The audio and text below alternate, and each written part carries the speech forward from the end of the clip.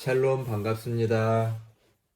사랑하는 허구 공동체 여러분, 또 임원, 리더 여러분, 69절 성경 암송 시리즈 서연 공부 12번째 시간입니다. 새로운 삶이라는 주제의 마지막 소주제인 증거에 대해서 배우고 있습니다.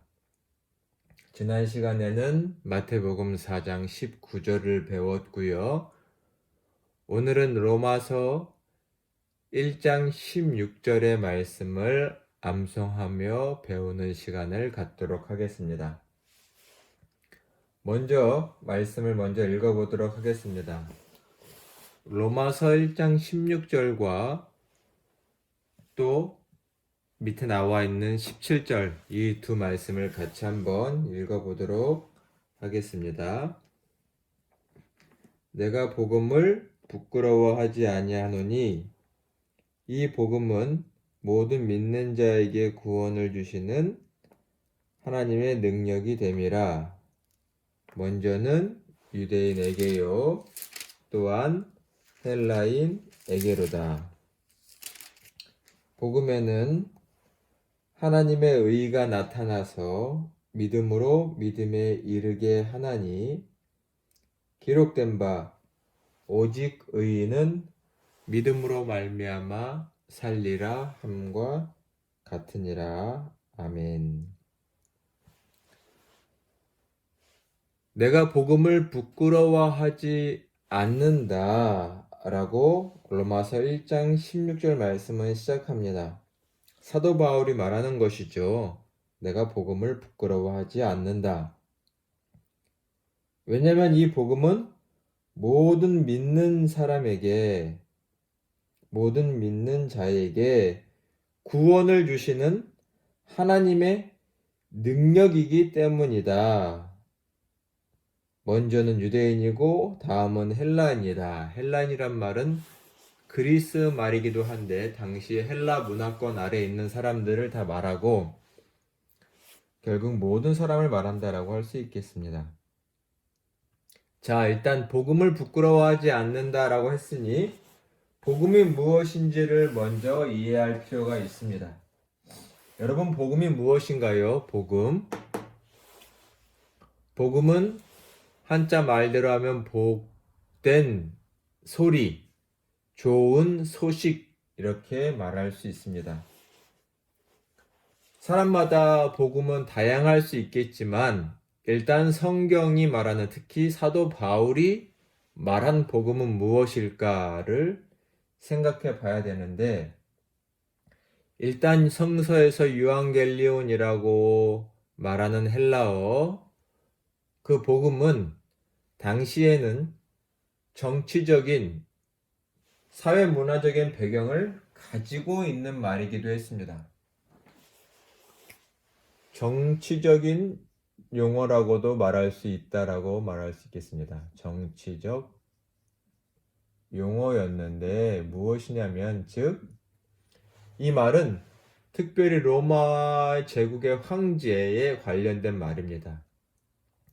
세상에 좋은 소식이 많지만 유앙겔리온이 특별히 가리키는 말은 로마의 황제와 관련해서 황제가 될 사람이 탄생을 했다거나 황제로 즉위를 했거나 이 황제가 전쟁에서 승리를 했다거나 이런 것과 관련된 소식을 유앙겔리온, 복음이라고 말하면서 선전했습니다. 즉 자기를 신격화하면서 자기와 관련된 일들을 복음이라고, 구원의 소식이라고 사람들에게 전한 것이죠.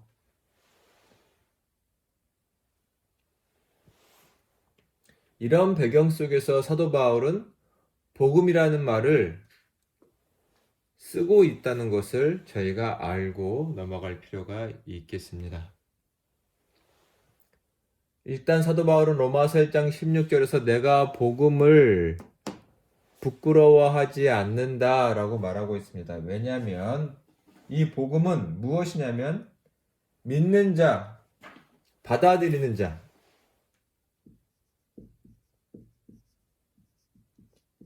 그 내용을, 그 소식을 받아들이는 자를 뭐 하신다고요? 구원하시는 하나님의 능력이라고 말하고 있습니다. 이 복음은 일단 이 복음의 내용을 받아들이는 사람을 구원하시는 하나님의 능력이 나타난 소식이다라고 분명히 말하고 있습니다. 그래서 나는 부끄러워할 수 없다. 누군가에게 받아들이는 자에게는 다 구원하시는 하나님의 능력을 경험하고 체험할 수 있는 너무나 놀라운 일들이기 때문에, 소식이기 때문에 나는 부끄러워하지 않겠다라고 말하는 것이죠. 그리고 이 구원에 있어서는 누구나 제한 없이 받을 수 있다는 것입니다. 유대인들은 자신의 하나님이라고 말을 했었죠. 그러나 복음은 그 한계를, 그 경계를 무너뜨리고 모든 사람의 하나님, 모든 사람을 구원하시는 하나님이라고 고백하게 됩니다. 이따가 다시 한번 조금 더 자세하게 말씀드려 보도록 하겠습니다. 일단 복음의 내용입니다. 자, 로마서 1장 16, 17절 앞부분에 있는 1장 1절부터 4절까지의 말씀을 한번 먼저 읽어보도록 하겠습니다. 자, 성경을 한 번씩 펴보세요. 로마서의 맨 앞부분의 내용입니다. 예수 그리스도의 종 바울은 사도로 부르심을 받아 하나님의 복음을 위하여 택정함을 입었으니 이 복음은 하나님이 선지자들을 통하여 그의 아들에 관하여 성경에 미리 약속하신 것이라. 그의 아들에 관하여 말하면 육신으로는 다윗의 혈통에서 나셨고 성결의 영으로는 죽은 자들 가운데서 부활하사 능력으로 하나님의 아들로 되셨으니 곧 우리 주 예수 그리스도시니라. 일단 사도 바울은 1절에서 자기가 복음을 위하여 택정함, 선택함을 받은 사람이라고 자기를 증언하고 있고 2절부터 4절에 잠깐 짧게 복음의 내용이 무엇인지를 설명하고 있습니다. 일단 2절 말씀을 보면 이렇게 설명을 하고 있죠. 이 복음은 하나님이 선지자들을 통하여 그의 아들에 관해서 성경에 미리 약속하신 것이다. 일단 여기서 보면 2절에서 이 복음은 성경에, 즉 당시에는 구약이겠죠. 우리가 지금 보고 있는 구약. 성경에 미리 하나님께서 약속하신 것이라고 사도 바울은 말하고 있습니다. 자기가 처음 말하는 것이 아니라 이미 성경에, 그 당시 유대인들이 봤던 성경에, 구약 성경에 여러 선지자의 말씀들에 약속이 되어 있었다. 그것을 2절에서는 선지자를 통하여 말씀하신 것이다 라고 하고 있지요. 3절과 4절에 보면 이것은 분명 하나님의 아들에 대한 것입니다. 하나님의 아들. 하나님의 아들에 관한 것이고 이 아들에 대해서 말하기를 3절에 보니 다윗의 혈통에서 나셨다. 다윗 왕 아시죠? 다윗의 혈통. 이것을 말하는 것 또한 성경이 이루어졌다. 성경에 하신 약속이 이루어졌다는 것을 언급하려고 하는 말입니다. 나중에 구약을 공부하시면 더 깊게 이해하실 수 있을 것 같습니다. 일단 다윗의 혈통에서 나셨다. 4절에 보니 죽은 자들 가운데서 부활하셨다. 그래서 하나님의 아들로 선포되셨다라고 말합니다. 죽음에서 부활하셨다.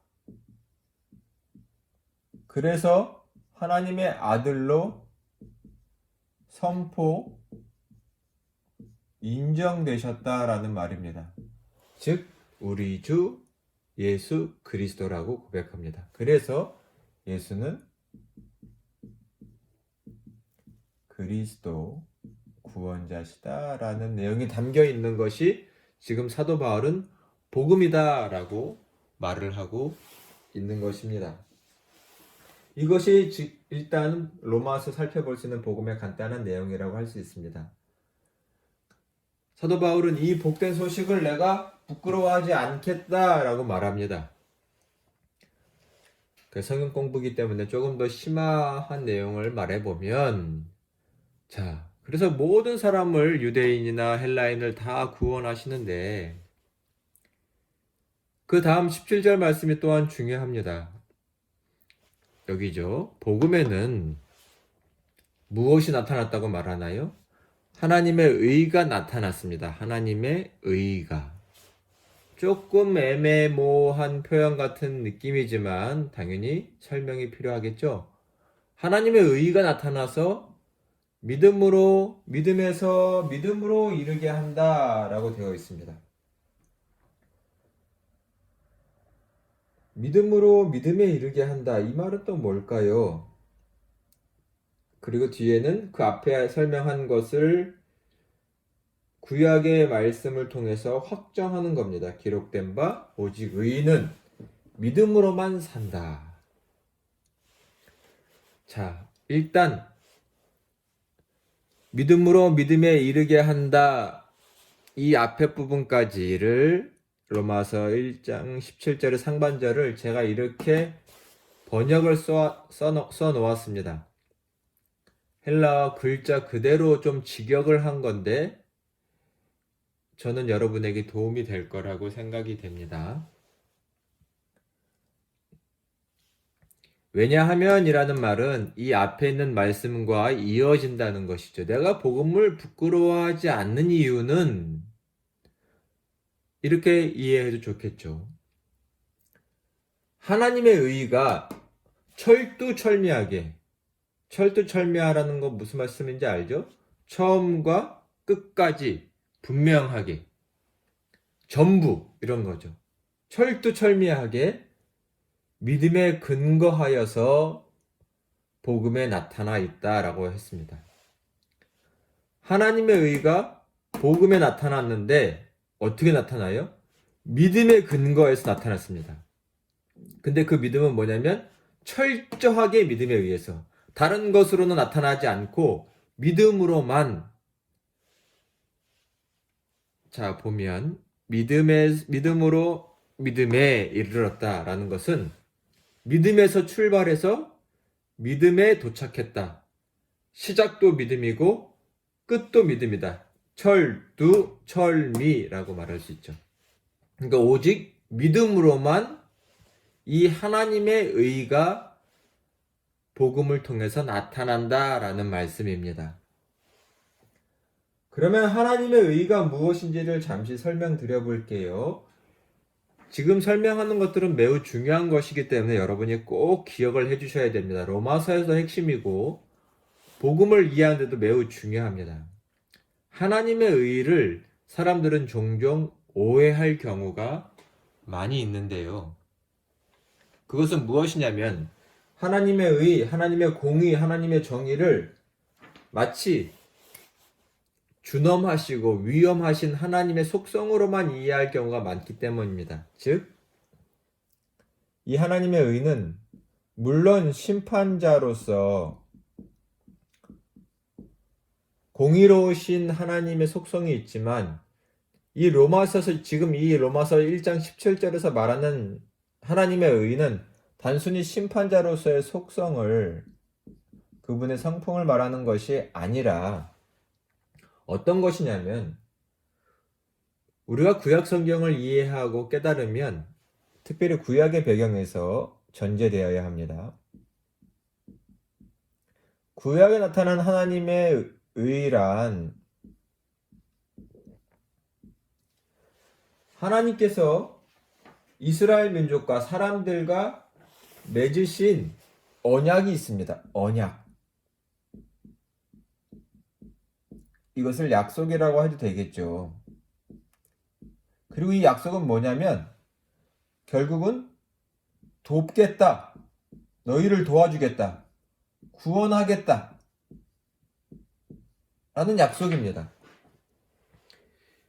즉 하나님과 이스라엘 민족은 관계와 언약을 맺습니다. 그리고 이 언약을 신실하게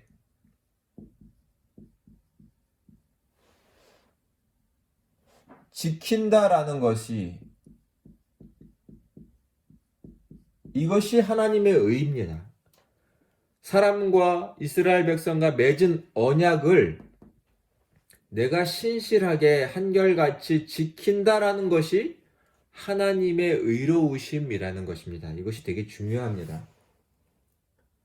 즉, 의라는 개념은 관계의 개념입니다.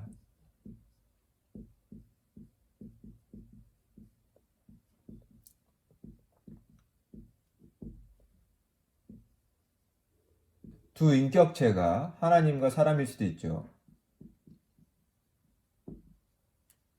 두 인격체가 의로운 관계를 맺는 것을 말합니다. 이 관계란 앞에서 말한 것처럼 언약의 관계. 하나님은 우리의 하나님이 되시고 우리를 구원하시고 우리를 도와주시는 하나님. 그리고 사람은 그 하나님을 나의 하나님으로 고백하고 그 하나님의 뜻과 말씀대로 살기로 다짐하고 결단하고 신실하게 살아가는 이 의로운 관계를 지키는 것을 말하는 것이죠. 이것이 의의 개념입니다. 그래서 복음에 하나님의 의가 나타나는 말은 무엇이냐면 복음에는 다시금 하나님께서 하신 그 약속과 언약을 이루시는 그 하나님의 모습이 담겨 있다. 어떻게 담겨 있어요? 예수 그리스도를 통해서 우리를 구원하시고 도우신다는 것입니다. 우리를 구원하시고 도우신다. 이 개념 매우 중요합니다. 지금 시간상 설명을 다 해드릴 수 없지만 구약의 후반에 가면 이 언약은 다시금 새 언약으로 표현되어 있고 이 새 언약이 나중에 여러분 예레미야 31장 한번 찾아보세요. 31절로 34절.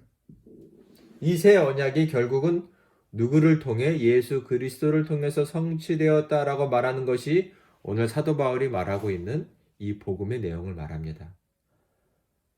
다윗의 혈통에서 나셨고 죽은 가운데서 부활하심으로 말미암아 우리의 모든 죄를 용서하시고 담당하신 우리를 죄와 사망에서 결국 구원하신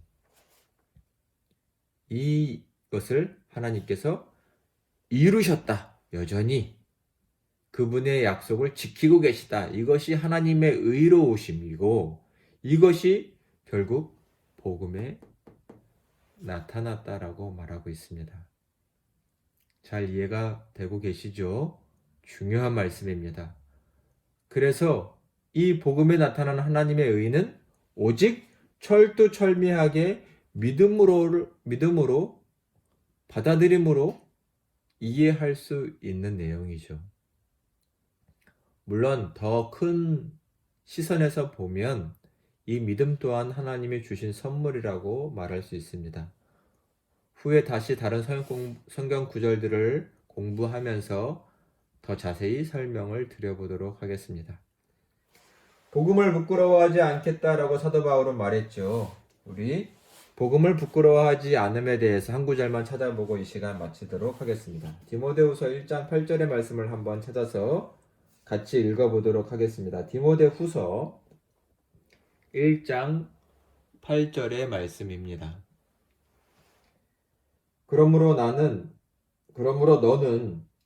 내가 우리 주를 증언함과 또는 주를 위하여 갇힌 자 된 나를 부끄러워하지 말고 오직 하나님의 능력을 따라 복음과 함께 고난을 받으라. 디모데후서, 사도 바울이 디모데에게 쓴 두 번째 편지를 말합니다. 이것을 신학적으로는 목회서신 이렇게도 말을 하지요.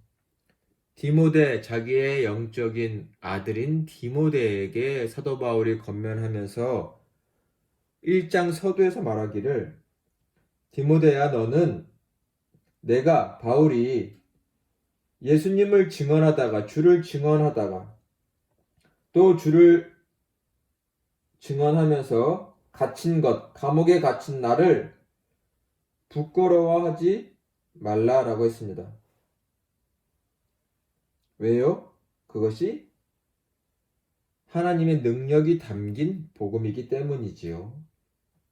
그래서 너는 하나님의 능력을 따라서 복음과 함께 고난을 받으라 라고 말하고 있습니다. 부끄러워하는 것은 당시에 당연히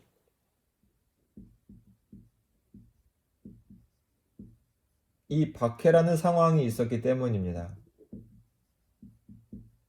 복음을 전하는 자들을 향한 박해가 있었죠. 초대교회에 대해 박해가 있었습니다. 그리고 많은 사람들 앞에서 그 신앙을 부인할 것을 강요받았고, 때로는 벌을 받았고, 형벌을 받았고, 끔찍한 죽음을 당하기도 했죠. 그 때로는 이 신앙을 고백하고 예수 그리스도를 전하는 일이 매우 버거운 일이기도 하고 부끄러운 일이 되기도 합니다. 심지어는 오늘 말씀처럼 감옥에 갇히기도 했기 때문이죠. 하지만 사도 바울은 분명하게 말합니다. 너는 복음을 부끄러워하지 말아라 라고 합니다. 오히려 강하게 권면하죠. 복음과 함께 고난을 받으라. 복음과 함께 고난을 받으라. 예수께서 십자가에서 고난을 받으신 것처럼 그 은혜와 사랑을 입은 자처럼 너도 고난을 함께 받으라. 부끄러워하지 말라라는 겁니다. 사랑하는 여러분, 이 코로나 시대에 특히 사회에서 우리 교회가 지금 좋지 않은 이미지를 가지고 있는 것은 사실입니다. 어느 부분은 교회가 원인을 제공할 수도 있고 확대된 부분도 있는 것이지만, 이런 상황에서 예수 그리스도를 전한다는 것, 교회 나오라고 말한다는 것 쉬운 것 아니죠. 그러나 우리는 이때도 지혜롭게 이 복음을 부끄러워하지 않고 우리를 위해서 십자가 달려 죽으시고 부활하신 예수님을 증거할 믿음의 의무가 있다는 것을 기억해 주시기 바랍니다. 어떻게 부끄러워하지 않고 전할 수 있을까요? 그것은 우리에게 생명 주시고 죄와 사망에서 구원하신 것을 기뻐하고 감격하는 그 신앙을 간직할 때 가능할 것입니다. 하나님이 우리를 어떻게 구원하셨는지, 죄와 절망과 사망에 빠져있던 우리의 삶을 어떻게 놀랍게 구원하여 기쁨과 행복과 만족의 자리로, 소망의 자리로 인도하셨는지를 기억한다면, 이 복된 소식은 나만의 소식이 아니라 모든 인류의 소식이고 내 옆에 있는 이웃이 알아야 하는 소식이라는 것을 알면서 부끄러워하지 않고 자기를 부인하며 전할 수 있는 것입니다. 예수님을 증거하는 삶, 이것은 과거의 신약시대 예수님의 제자들만, 사도들만 하는 것이 아니라 지금 이 시대를 살아가는 우리 모두의 신앙적 책임이라는 것을 다시금 기억해 주시기를 바랍니다. 잠깐 복습하고 이 시간 마치도록 하겠습니다. 사도 바울은 복음을 부끄러워하지 않겠다라고 말했습니다. 그 당시의 복음은 나름 정치적인 배경을 가지고 있는 용어입니다. 로마의 황제와 관련됐다고 말씀드렸죠. 복음은 무엇이냐? 모든 믿는 자를 구원하시는 하나님의 능력입니다. 디나미스죠. 능력. 이 구원에는 유대인만 구원받는 것이 아니라 누구나 모든 사람이 받아들이면 구원받을 수 있는 것입니다. 그러니 복된 소식입니다. 차별이 없는 소식입니다. 누구에게나 다 기쁜 소식이 됩니다. 이 복음의 내용은 뭔가요? 일단 이 복음은 성경에 이미 약속이 되어 있었습니다. 사도 바울이 처음 말한 것이 아니라 하나님께서 이미 계속 구약 성경의 여러 곳에서 선지자들을 통해서 말씀하신, 약속하신 것이고, 그것은 뭐에 대한 것인가요? 하나님의 아들에 대한 것입니다. 그 아들은 약속대로 다윗의 혈통에서 나셨고, 그 아들은 하나님의 아들로 인정되기 위해서 죽음을 깨고 부활하신 분이 되십니다. 이 부활을 통해서 그분은 하나님의 아들로 인정되셨다라는 것이 또한 로마서의 중요한 메시지 중에 하나입니다. 여태껏 누구도 사망을 이기고 사망을 꺾고 부활한 다시 살아난 사람은 없었죠. 예수만이 그렇게 된 것은 그분이 하나님의 아들이시라는 것을 증언하기 위함입니다. 복음에는 하나님의 의가 나타났다. 매우 중요한 성서의 개념입니다. 특히 로마서를 이것을 이해하지 못하고는 로마서를 이해할 수 없는데요. 하나님의 의의 개념이란 무엇이냐면 그분이 단순히 심판주로서 준엄하고 공의롭고 정의로운 속성을 가지셨다 라는 것으로 로마서를 이해하면 죄인은 당연히 심판받아야지 구원받을 대상이 되지 못합니다. 그러나 하나님의 의의 개념은 무엇이냐면 하나님께서 인간과 맺으신 그 약속, 언약, 이 언약을 신실하게 지키신다는 겁니다. 매우 중요합니다. 이것을 언약을 지키는 그 성품이 하나님의 의로움을 말합니다. 물론 이것은 인간에게도 마찬가지. 인간이 의롭다는 것은 하나님께 그가 맺은 언약을 하나님을 한결같이 섬기겠다고 하는 그 언약을 지키는 것이 인간의 편에서는 의입니다. 그래서 구약에 보면 너희가 나를 떠나서 나를 배반하고 나를 버리고 우상을 섬겼다라는 것은 그들이 의롭지 않다, 부정하다. 이것을 비유적으로는 간음했다라고도 말씀하시는 거죠. 결국 의라는 개념은 관계의 개념, 두 인격체가 맺은 관계, 어떤 관계예요? 언약의 관계, 약속의 관계를 지켜가는 것을 말합니다. 복음에는 하나님께서 인간과 맺은, 이스라엘 백성과 맺은 이 언약을 지키신 것이 잘 나타났다라고 합니다. 어떻게 지키셨나요? 예수 그리스도를 통해서 지키신 것이죠. 예수 그리스도를 통해서 인간을 뭐 하신 건가요? 도와주시고 궁극적으로는 구원하셨다라는 것을 말합니다. 우리를 구원하셨죠. 이것은 곧 약속이 성취된 것을 말합니다. 이 예레미야 말씀도 한번 꼭 찾아 읽어보시길 바랍니다. 또 후에 이 새 언약에 대한 내용들을 한번 선 공부할 수 있으면 좋겠습니다. 복음을 부끄러워하지 말라고 사도 바울은 강하게 권면합니다. 당시에는 분명히 이 복음을 전하는 자들의 박해 상황이 있었기 때문에 또한 부끄러울 수 있죠. 어떻게 복음을 부끄러워하지 않을 수 있을까요? 그것은 우리에게 주신 이 생명이, 하나님의 생명이, 이 구원하심이 얼마나 놀랍고 감격스러운 것인가를 깊이 생각할수록 이 복음을 전할 수 있을 것입니다. 사랑하는 여러분, 오늘 함께 배운 이 말씀을 깊이 묵상하시고 생각하시고 마음 깊이 새기셔서 예수 그리스도를 증언하는 귀한 일꾼들로 더욱 세워지시고 거듭나시기를 간절히 축원합니다. 지금껏 열심히 해주셔서 감사합니다. 다음 시간에 뵙겠습니다. 샬롬.